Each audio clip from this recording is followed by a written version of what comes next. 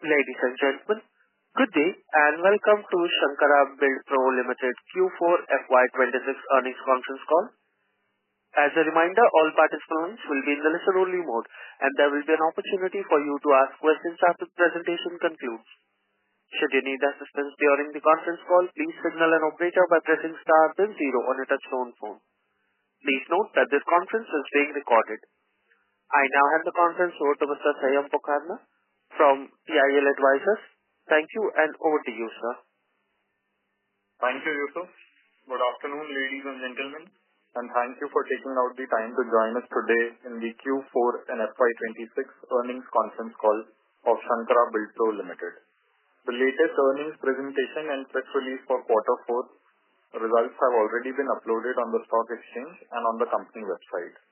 If you wish to be added to our mailing list, please feel free to write to us. To take us through today's results, we have with us from the management team, Mr. Sukumar Srinivas, Managing Director, Mr. Dhananjay Mirle Srinivas, Executive Director, and Mr. Alex Verghese, Chief Financial Officer. We will begin with a brief overview of the quarter and the full financial year from Mr. Dhananjay Mirle Srinivas, followed by a Q&A session.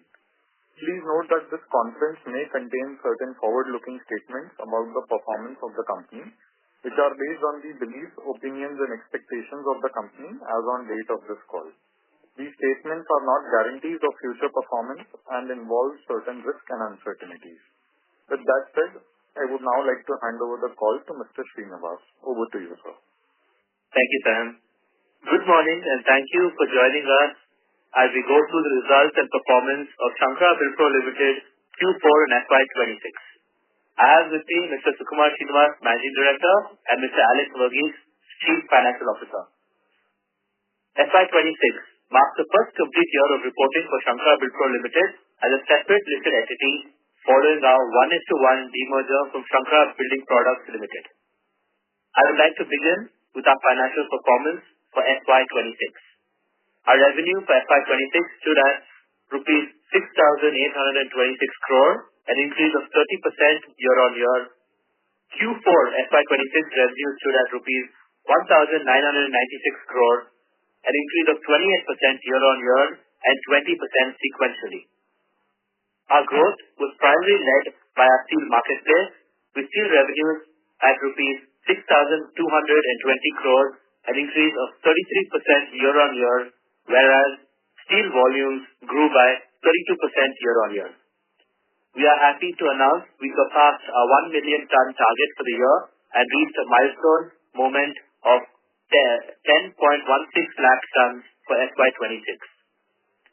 In Q4, we delivered 2.89 lakh tons of steel volume, an increase of 19% year-on-year and 11% sequentially. Our core categories of steel tubes and pipes, flats and roofing all contributed to this growth. Our non-steel business revenues came in at rupees 606 crore for FY26, an increase of 2% year-on-year, and rupees 161 crore for Q4 FY26. The company's EBITDA stood at rupees 228 crore, a jump of 51%, translating to an expansion of 47 basis points to 3.35% for FY26, as compared to 2.87% for FY25.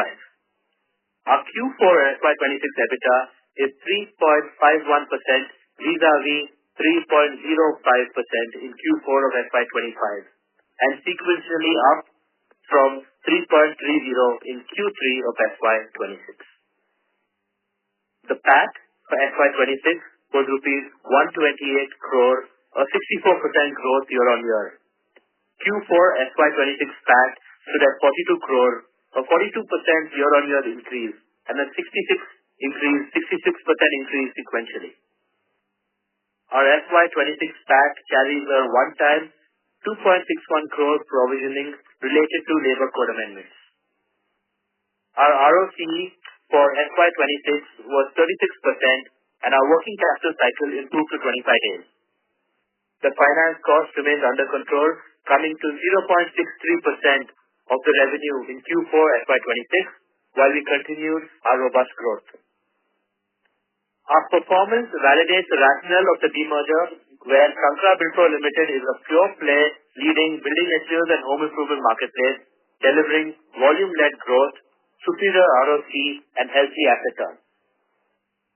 Going forward, I will now talk about the medium to long-term roadmap and business outlook for Shankara Buildpro Ltd. In FY26, we completed the 1 million tons milestone. We are targeting a 1.2 million ton total steel volume for FY27 and a 1.4 million ton in FY28 steel volumes. And we plan to achieve the 2 million mark by FY31. Steel tubes and pipes, which is our largest product vertical, and Shankara is proud to be the largest distributor and retailer in India. We aspire to grow from 6.9 lakh tons in FY26 to 1 million tons in the next 3 years in steel tubes and pipes. Our ambition to grow here is notable given the higher base of this business with almost 7 lakh tons of volume in FY26. Our non-steel business faced headwinds this past financial year. However, we are confident and optimistic to regain our growth momentum. We plan on achieving rupees 750 crore in FY27, a 25% increase compared to FY26, and rupees 925 crore in FY28. This growth will be sustained by our core categories of plumbing, fittings, and sanitary ware, while we expect a gradual recovery in the tile industry. We are optimistic to scale up our electricals and paint verticals in the coming years as well. Our e-commerce division has witnessed substantial growth in FY26, clocking in at rupees 22 crore, an increase of 322% year-on-year. We are optimistic on scaling up this division and are targeting revenues of rupees 35 crore in FY27 and 50 crore in FY28. We plan to add 7 to 10 new fulfillment centers/stores in FY27. We plan to further add 4 to 5 new stores and fulfillment centers each year in high potential micro markets.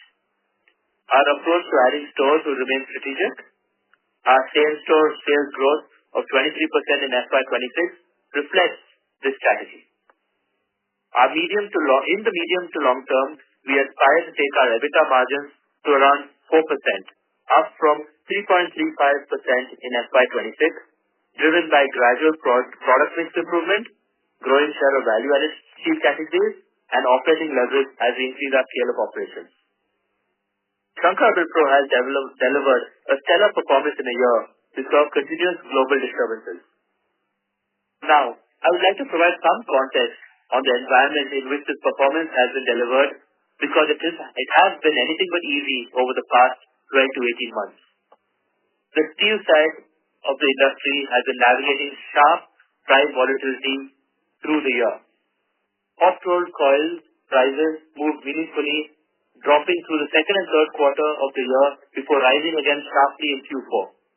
The implementation of safeguard duties on steel imports has helped domestic prices settle at firmer levels, providing a more conducive operating backdrop entering FY27. Underlying demand has remained supportive, anchored by infrastructure spending across metros, highways, ports, and airports, and a structural shift towards structural steel in modern construction.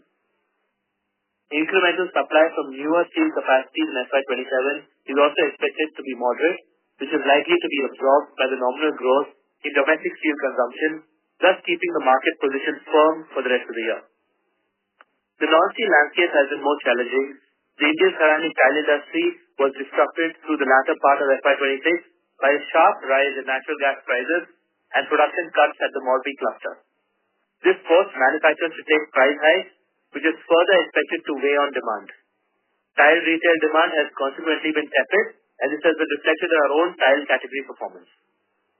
In plastic pipes, the industry has experienced a tough year. The plastic pipe industry in India is estimated to have seen volume degrowth in FY26, driven by a sharp PVC resin price volatility. Channel inventory cycles got disrupted, and agri pipe demand was particularly impacted. The Jal Jeevan Mission spending also moderated, with actual disbursements running at roughly one-third of the announced budget over the past 2 years, thus keeping the overall demand environment muted. Within non-steel, plumbing, fittings, and sanitaryware continue to perform reasonably well for Buildpro.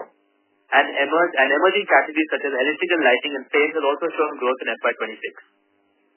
Our steel business has grown 22% in volume in this environment, and our non-steel business has held positive against an industry that has actively contracted in many sub-segments.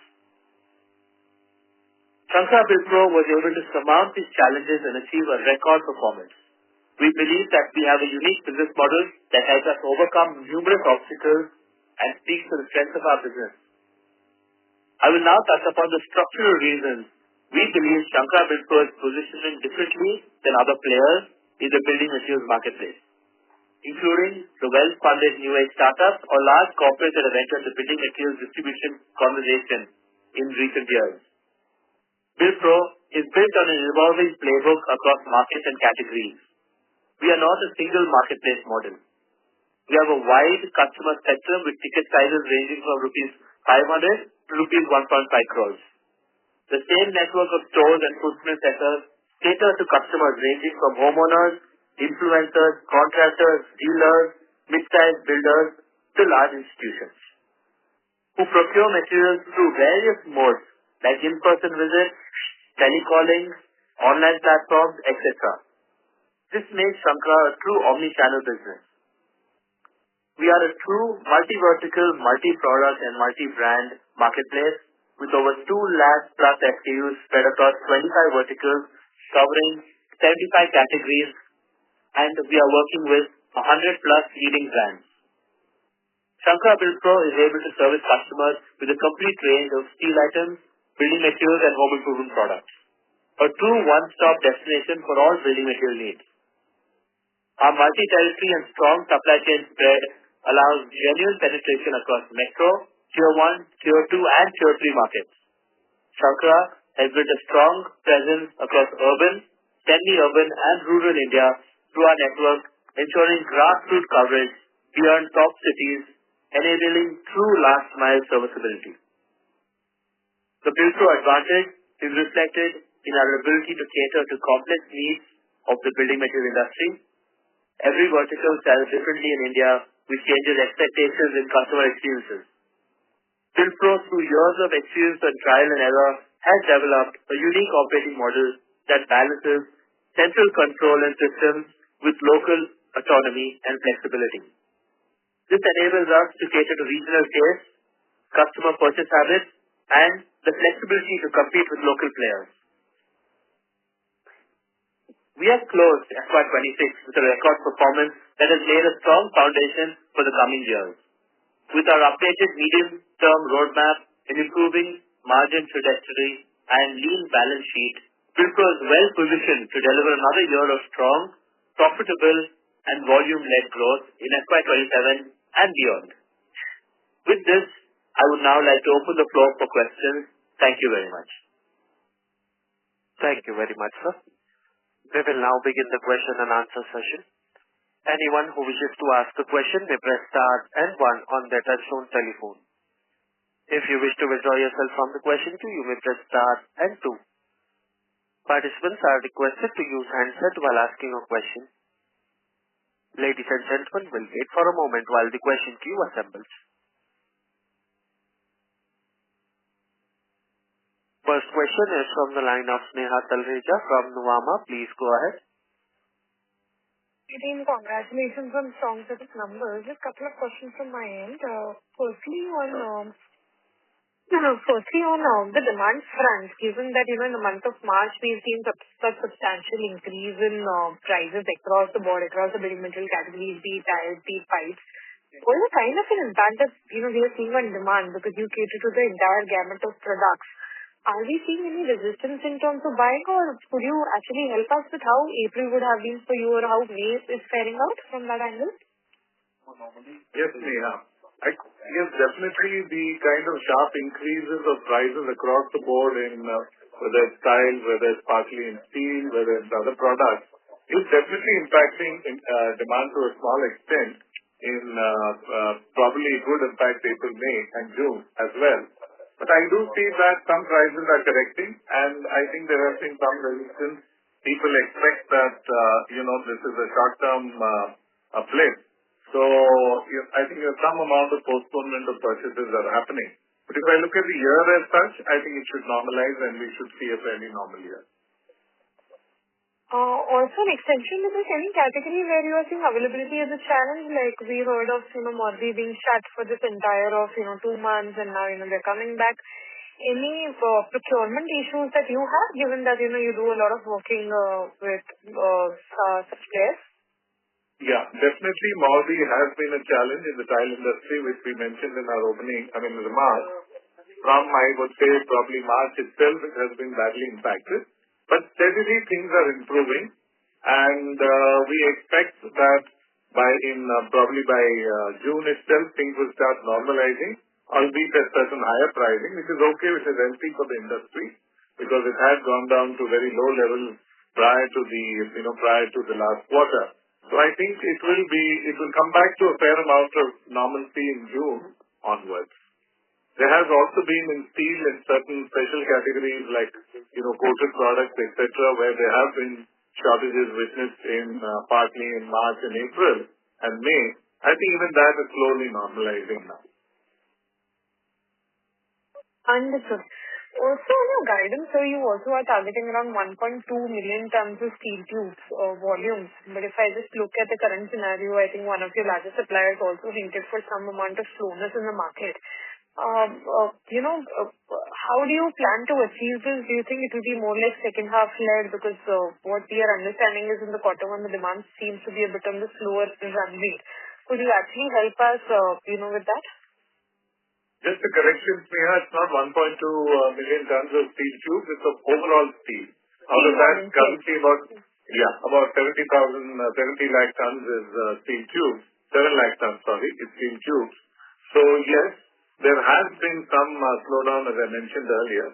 But I think we are quite optimistic, as I mentioned, that we definitely feel that there is no, substantial slowdown in demand in the real demanding industries, like if it is infrastructure, if it is various other projects, it is steel tube, the auto industry is still doing pretty well. So I think in terms of steel tubes, like I said, it's a temporary blip. Definitely, I would say the first quarter may be slightly slow, but I'm actually hoping for recovery in June itself. And I do see that quarter two onwards, maybe the monsoon season hits in the quarter two. But generally, we find that July and August are also fairly strong months for us. It's generally the September-October period that is, the latter half of the monsoon and the festival season that drives our demand a little bit. So I do see that, yes, it would be probably a greater quarter two-led demand to achieve our targets. Understood. And lastly, on your product mix, of course, we've been hearing of non-steel increasing at a stronger run rate versus steel, and that's the margin expansion that you've been aiming for. Any guidance that you would want to give over a period of next 3 to 5 years? Where could this non-steel ratio stand? Yeah. Currently, we are at a little under 10%. Definitely, our internal target is to take it up to the 15 to 20% is our target. So that is what we would aspire to in the next 4 to 5 years. But then, of course, steel is also expanding in a fairly large way. So, that could pair it. But then non-steel growing at a much faster pace is what we are targeting at. So it would come probably and settle in the next 3 to 5 years around 15%, 16%. Understood, sir. Thanks a lot, sir. I'll get back in the queue. Thank you. Thank you. Next question is from the line of Viraj from Enigma. Please go ahead. Hi, sir. Congratulations for good set of numbers. Sir, my question is on your non-steel piece. You sounded very confident on 750 crores for this year. And this is in a backdrop where, this year, FY26 has not been great. We haven't grown. And the macro environment hasn't still really improved. So what gives you that confidence? Are you opening new stores, or why do you think you'll be able to grow 25% in non-steel this year? I think number one, we have been looking at in non-steel what are our larger verticals or where we probably have not focused adequately in the last many years. So one of the areas which we have identified, though it is competitive, we are fairly confident that we can make fairly strong headway in the CPVC and the PVC segment itself. So we have got a substantial, we are very small in that particular space. So we feel that there's adequate headroom for us to grow in that area, which is pretty small as of now. So I think that is one area where we are very confident of, adding at least a fairly substantial chunk in this growth of about 150 crores. Second area is in the roofing products itself. We've been exploring more and more products which are aligning with what is a growing demand in India. There's been a substantial demand increase in UPVC roofing. So this is another area which we are looking at very aggressively in the demand. We've already started importing material from China, which we are branding with our own brand of Ganga. We've also expanded our supply source in this particular area. The third, we also see a recovery in the plumbing in our traditional segment of CP and sanitary, which I think is much more bullish that we do see some amount of rebound. And also the early shoots I do see of the tile industry also recovering, which looked pretty bad over the whole of last year, I would say, despite, in spite of the last couple of months being probably worse off than the whole year. But I do see that there are green shoots, and we are quite optimistic that this area will also grow well for us. And you're seeing green shoots at an institutional level or at the retail buying level? Like, is the builder project side reviving or the retail side reviving? We are seeing at the retail level it is reviving definitely. And we are also going a little more aggressively in our own brand for distribution and trade. So that means it will largely be in the retail level. Sure. And sir, the second question is on steel. Would it be fair to assume, sir, that, like your pipe, when you talk about 20% growth, your pipes and tubes will grow slower than your flats and longs? Is that a fair understanding? And then, yes, please. Sorry. No, sorry with that. Please finish. So sir, our understanding from the outside is that your margins in flats and longs are higher. So when you scale that business faster than your pipes and tubes, there will be some margin improvement at a product-wise level just in steel, and you will also have operating leverage. So is that a fair understanding then?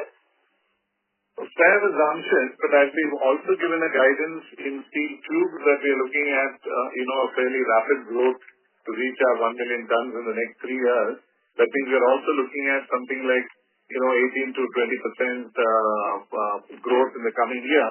So I would say yes, the flat products would grow at a slightly faster pace, but steel tubes will not be way behind. Right. And when you talk about 4% operating margin as a strategic objective or as an ambition that you kind of have, then if you can just put a timeline, like is it like a couple of years or way out than that? Like just some ballpark understanding of that. Definitely in the 2 to 3 years time frame. So sort of a medium term outlook.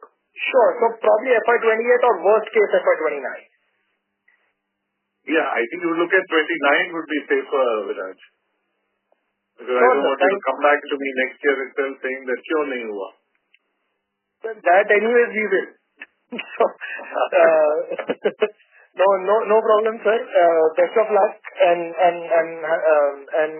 thanks once again. Thank you so much. Thank you.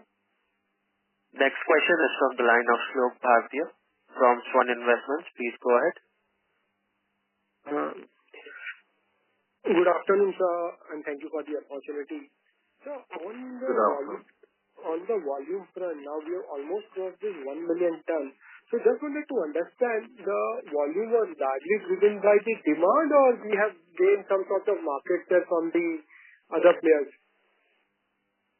I think it's a mix of both. Definitely demand has been quite buoyant. If you look at the steel industry as a whole, the broad macro statistics talks about 10 plus growth. And so obviously when we have been growing at 30%, there's still a gap. So I would say it is one, we have grown in our existing territories because we've expanded our reach in the existing southern territories. We've also grown in our newer areas like Gujarat, MP, etc. So I think it's a mix of both. Okay. And in terms of the steel business, sir, can you help us understanding the bifurcation in the retail and non-retail on the steel front? And how do we see that both the segments growing? Yeah. So the retail part is about 50-53%. You can say it's broadly a 50-50 mix. 50-50 mix. Okay. In the previous participant question, you alluded that from the sub 10% of the non-steel revenue, we are targeting 15-20% over the next 3 to 4 years. So is it fair to assume even the margin target from 3.3% to 4% will take that longer, or probably will be achieving that on the faster rate? We are guiding for about non-steel anyway. We are talking, yes, you're right. We are talking at 20-25% kind of a growth. We've actually targeted straight away 25 this year. So proportionally, yes, the margins will also, we hope to, like I said earlier, with the earlier participant, that the 4% aspiration is ASAP. But I would say probably, the next 3 years or so, we should hit that mark. Yeah. And in terms of the bifurcation, can you help us? What will be the EBITDA margin at the steel level and the non-steel level?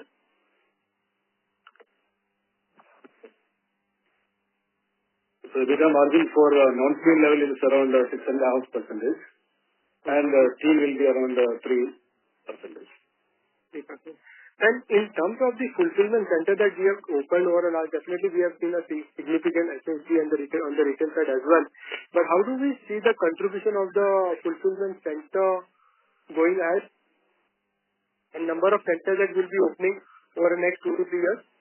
Yeah, I think in this year itself, we are targeting about 7 to 10 fulfillment centers, out of which 3 have already been opened. And in the subsequent years, we are looking at around 4 to 5. Okay. And so the 3 that we have already opened, in which area, which state that we have opened it? One, we have opened one in Vasai outside of Bombay in Maharashtra, which is only, as of now, only for steel tubes. So this is one. Then we have opened one near Trichy in Kerala. Okay. And one fulfillment center near Mangalore. So the Bangalore one is purely non-steel. The other 2, as of now, are related to steel. And lastly, on the non-steel, definitely we have seen the impact on the tile space on our manufacturing as well as the overall volume. But what sort of, cost impact that we have seen in the last quarter, or probably because of this war? And is it possible to quantify the impact because of the ongoing war, or the cost impact on the tile front? Sorry? The impact of the war on the tile industry?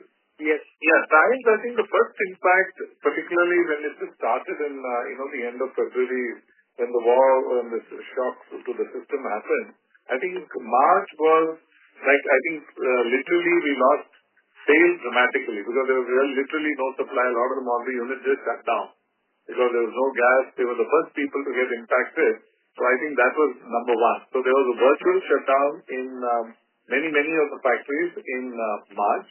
By March end, by February, people started opening at a much higher pricing. So there was a much higher pricing. It went up by about 10 to 15% was the kind of increase in the pricing at that point of time. But it's been a little unsteady because they have been opening, shutting. Some of them are talking of 50% production, some are talking of 60%, some shut down. So there has been a sort of an uncertainty as far as the tile operations itself in Malvi in the last 2.5 months now. And I think now we're all talking about opening up, and because they at a much higher price because the gas has of course increased. So So they are talking about much more steady kind of supplies starting currently. Sure, sir. That's a good thing to hear about. Thank you, sir. That's all from my side, and all the best. Thank you. Before we move to the next question, a reminder to the participants to ask a question. You may press star and 1. Next question is from the line of Utkarsh Somaiya from ICO Quantum Solutions. Please go ahead. Thank you for the opportunity. Can you please tell me your inventory gain in this quarter and the corresponding quarter last year and Q3 FY26? Inventory gain in Q4 was close to around 15 crores, number one. Number two, we also had certain one-time, and in the previous quarters, there was virtually no gain at all. In fact, the previous 3 quarters, we would have had about, I think, what was the inventory loss in the previous 3 quarters? So it was around 8-9 crores in the previous 3 quarters, number one. Number two, in the fourth quarter, we've also had certain exceptional expenses where we had about 1 minute. I'll just give you the detail. In Q4, we had around 16 crores of additional costs due to demerger cost, additional rental expense. There are some bad debt provision was there. So these are the impact in Q4 which has happened. Okay. So both are set off each other. The inventory gain is one time and the 16 crore cost is also one time. Correct. Okay. And my question was on your operating leverage. Given that your business model is a B2B marketplace, how come we are not seeing operating leverage? Because your revenue, if you see on a year-on-year basis, has grown by almost 400 odd crores and quarter-on-quarter basis 300 odd crores. So can you just explain to me how your business model works? Because I assume that there will be a lot more operating leverage than you had.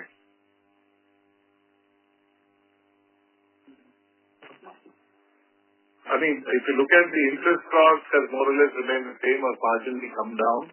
If you look at the people, we have grown 30% this year. So you see, much of the expenses have not grown by more than 7 to 8%. So I think there's a fair amount of leverage that is coming. If you look at last year, our gross margins were in the region of, the PAT, EBITDA was around 2.37. This year it's around 3.35. So I think there is a fair amount of leverage gain. Okay, so understood. Okay, Thank you. Yeah. Next question is from the line of Deepak Poddar from Sapphire Capital. Please go ahead. Yeah, I'm audible, sir. Yes, we can hear you. Yeah. Thank you very much, sir, for this opportunity. So just wanted to understand first of clarification. You mentioned 16 crores of additional cost was due to demerger, right? No. So the cost was around 2.5 crores because of the demerger. There was an additional rent of 2.5 crores. We also had a bad debt provisioning of around 11 crores. Okay. Bad debt provisioning was around 11 crores. Yes. And where it's factored? I mean, these costs and in which line item? All these things are shown in the other expenses. All these things are shown in other. But your other expenses has increased only from 23 crores to 34 crores. So ideally, your other expenses quarter-on-quarter has increased only by about close to 11 crores, right? On a higher level. Because there are some other expenses, it was less. Because the previous quarter, we had that labor code 2.61 effect was there, which was not affected in this quarter. That was what reduced. And apart from that, the rental expense was there addition. Okay. I understood that. And in terms of, we are targeting FY27 around 7 to 8 stores or fulfillment center in this FY27? We are targeting 7 to 10. 7 to 10. And what would be the capex involved there, total? We are looking at around 15 to 20 crores for capex will be involved. 15 to 20. But per annum, in general, we have spoken about 4 to 5, right? Only this year we are targeting 7 to 8. Yes, this year we are going a bit more aggressive in strategic micro markets. And then from next year onwards, we are still guiding at that 4 to 5 per year. From FY28 onwards, maybe, yeah. From 28 onwards. Okay. And given the commodity prices are higher, we expect inventory gain first quarter as well? The first quarter, I'm not very sure. It's too early to comment because the prices have already started sort of plateauing out in May and June. So we'll have to see how June fares out. So it might just square off. April gains may square off in these 2 months. Okay. So we do not expect much, I mean, in terms of... Yes. Okay. And you did mention on the demand side there is some slowdown that we have seen in first quarter, this April, May, June. So is there any extent you can highlight, I mean, on how much is the slowdown or I mean, this annual growth, if you're targeting, let's say, 20% on the volume. So first half would be lower and then second half you expect to pick up? I will not have that even a guess for the second quarter because I hope second quarter will be much better than the first quarter. But as it is, the way the current trend, we are like 50% through in the first quarter. So our personal, if I compare it to first quarter of last year, we are still at about 10 to 15% above last quarter. I'm talking about Q1 of FY on a YOY 26. Yeah. On a year one. Yes. 10 to 15% is what I mean. Okay. That's pretty good. I mean, given the scenario. I think but that would be it from my side. Wish you all the best. Thank you so much. Thank you. Thank you. Next question is from the line of Apurva from Whitestone Financial Advisors. Please go ahead. Thank you, sir, for the opportunity and congratulations on the good set of numbers. So I have 2 questions. First one is, how do we hedge ourselves from the volatility of the steel prices? Okay. See, we have been seeing steel volatility over the years. I mean, this is nothing new to us. So over the years, the very key things, one is how astute are you in your inventory management, the kind of cycles that we are able to turn. Number 2 is our Shankara's existing robust models, because we do have a fairly large amount of retail in the steel segment too. So where steel prices are not passed on very immediately whenever it goes down, and when it goes up also you pass it on based on your customer relations. Secondly, we also have a fairly robust end OE customer model with us. I mean OE customers. Normally, end user customers, the pricing is a quarterly kind of a base. So when the prices go down within a quarter, let us say, normally what's fixed up in the first of the quarter would be the price that continues for the whole quarter. So these are broadly the 3 ways that we pair our inventory losses to the large extent. It does have some impact even on inventory gains, because when the prices do suddenly shoot up when we have OE customers, the converse also applies, where you do not probably get the whole advantage of a price gain because you have to maintain the prices for a quarter. But I think in the long run, it proves quite beneficial to have. So I think our model itself is fairly robust in terms of managing inventory losses or gains. Okay. And so my second question is on the what is the EBITDA margin outlook the current year as per 27? We are looking at in the region of the same, around 3.5, 3.3, 3.5. Yeah. Okay. Thank you, sir. And all this. Thank you. Participants, if you wish to join the question queue, you may press star and 1. Next question is from the line of Darshan Bhavdani from Electrum Portfolio Managers Private Limited. Please go ahead. Hello. Am I audible? Yes.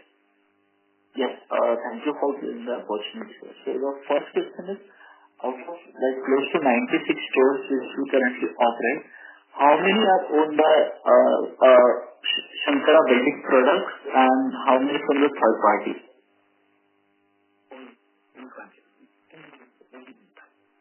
In Shankara Buildpro, we don't own any stores. Okay. So how many get leased from the Shankara Building Products out of this? It is from the other sister concern, Building Products Limited. Yes. So is around 16 of the stores are from Shankara Buildpro Ltd. Okay. And what is the rent we expected to pay then in FY 27? Overall, the rent will be around 9 to 10 crores, including that. 90 crores in India. Yeah, in this warehouse, I'm telling about the fulfillment center. Around 10 crores will be in FY 27. So it is not 16, the number is higher. Yeah, only retail outlet. Yes. Okay. Most of the fulfillment center, the warehousing is owned by Shankara Building Products Limited. Out of the 95 odd retail counter, 16 is owned. Okay. Yeah. This is so much. Thank you. Thank you. Next question is from the line of Pawan Kumar from State Capital. Please go ahead. Thank you for the opportunity. Am I audible? Yes, we can hear you. Yeah. So my question is, like, can you give some color on client concentration, like, top 10 clients, how much revenue they are doing, particularly in the steel sector? Sorry, you were not clear. I couldn't hear the question. So, question regarding client concentration. Okay. Okay. In the steel sector, is it? Yeah. Yeah. So Like, steel we have, we have both retail as well as dealer sales, as well as actual OE industry sales. So you can broadly say from our retail counters, about 50% of steel goes. So the client concentration at a retail counter would generally be an end fabricator. It could be a contractor. So these are the two large segments, and could be some amount of plumbing segment and structural engineers. Would be our client base at the retail area. When it comes to the, of course, the dealer segment, the channel segment, we give it to other, dealers and retailers.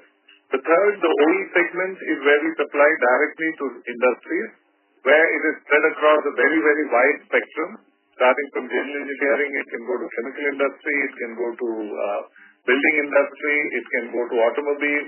So it's a very, very wide spectrum that we cater over there. Okay. So tell us on this, like, some color on, like, maybe revenue from the top maybe 10 clients, some color on that. Sorry, I didn't hear. What is the revenue from our top clients? Yeah, so top 20 clients. Yeah, see, here our business is very, very, very widely distributed. Just to give you an example, our top customers will be contributing around 1% of our total top line. So that means what range of customer we are having, what range of customers we are having. Okay. And the second question, like, you are like expanding now, are you expanding the same geographies or are looking for new geographies? Right now, the plan is within the existing geographies only. We are not, as of now, contemplating on moving out of the existing geographies. Okay. Thank you. Thank you. Next question is from the line of Manish Kela, an individual investor. Please go ahead. Thank you. So, sir, I have a question with respect to your other company, which is Shankara Building Products. So just wanted to check if I can proceed with my question. No, I think I can. Yeah. We can't take up that, unfortunately, in this call, but we can take it up separately if you have a question. Okay, fine. I will send out an email. Thank you. Please. Thank you. Next question is from the line of Viraj from Enigma. Please go ahead. Yeah, I got just a quick follow-up. Sir, you said that your margins will be 3.3 to 3.5% this year. Did I hear that right? You're not entitled to hear anything. Sorry, didn't hear you, sir. Yeah, as you said, around 2.5. But, sir, then we are essentially saying that there will be no to very little margin improvement this year in spite of 20% volume growth, in spite of non-steel growing 25%, and on top of that operating leverage coming. I mean, what are we missing? And not having any inventory loss also. So, like, not able to understand this part. Yes, Viraj. I mean, I know this getting a slightly conservative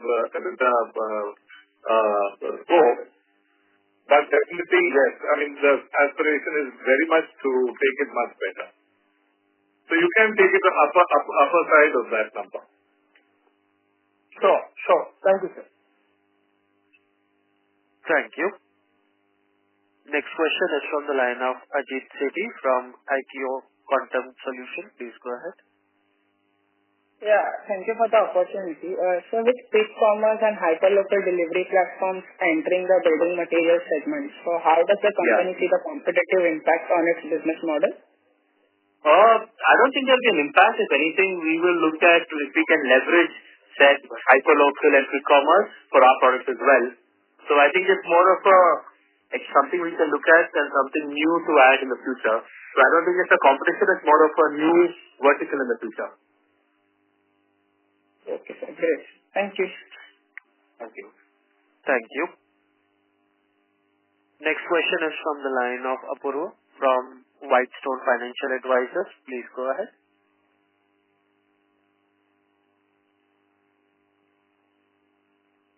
Apurva, your line is unmuted. Please go ahead with your question. Yeah, sorry. So my question was, how much revenue growth do we see for the year? Revenue growth for the year, I think that depends on finally the... Yeah, but it will be in the range of around 20%. Got it. Thank you. Thank you. Next question is from the line of Kiran D from Table Tree. Please go ahead. Thank you for the opportunity, sir. I have just one question. How are you seeing the competitive landscape shape out given the demand has been tepid and obviously multiple situations going on? I mean, we had one large business who wants to come for an IPO with very cutthroat pricing that you spoke about a year and a half ago. And then there is something else started by one of our largest customers as well. So just wanted to understand how is the competitive landscape shaping up, especially in the steel business. Of course, non-steel, I guess the competition is very large. If you could just give some landscape, are you seeing random pricing or has the pricing kind of stabilized, has the specialty returned, and so on and so forth?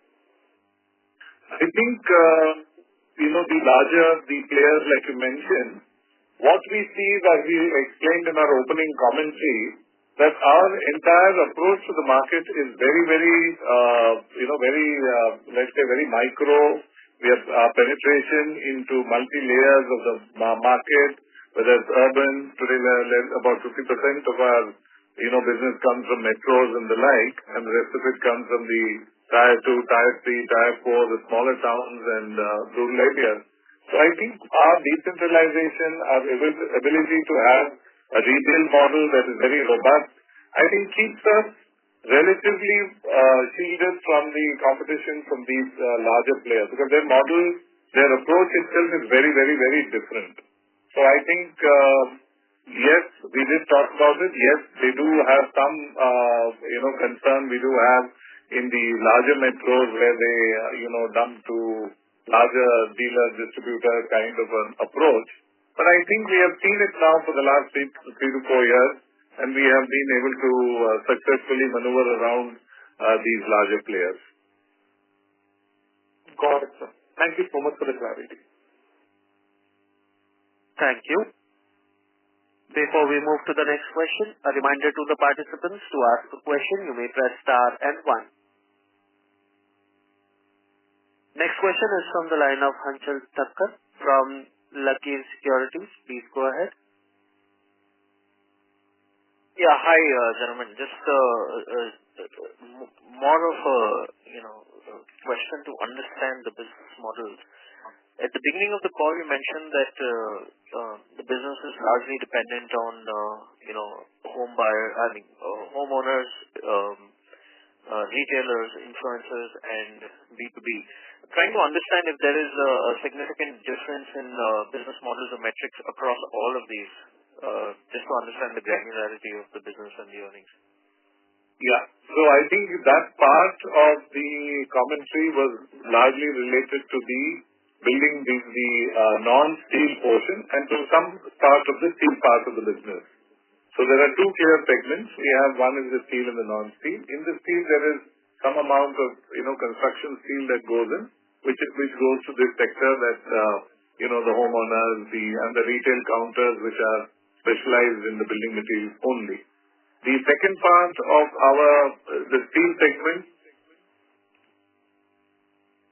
the steel part, we also have we have a retail model which goes to, again, could be related to construction, contractors, fabricators, etc. We also have a fairly large industrial sector which we call the enterprise segment, and we also have a dealer segment. So it's broken up into 4 parts in our entire customer profile. Sir, and the range of business metrics differ significantly across these 4? Of course it does. Okay. Fair enough. Thanks so much. Thank you. Next question is from the line of Charchit Malu from Genuity Capital. Please go ahead. Hi, sir. Thanks a lot for the opportunity. So I might have missed, but what kind of guidance you gave for the volume in the steel and non-steel going forward in F27 and F28? Yeah, we gave a guidance in the non-steel to go up to around 25%. So we're to hit the 750 mark. That was the guidance given in non-steel. And in steel, we talked about around 20% volume growth. In next year and in FY28 as well? Sorry? In FY28 as well? 28 also a very similar kind of a guidance. And more or less same kind of realization, sir? Yes. I mean, steel is always a little bit up in the air, but yes, broadly, yes. Got it. Thanks, sir. Thank you. Participants, if you wish to join the question queue, you may press star and 1.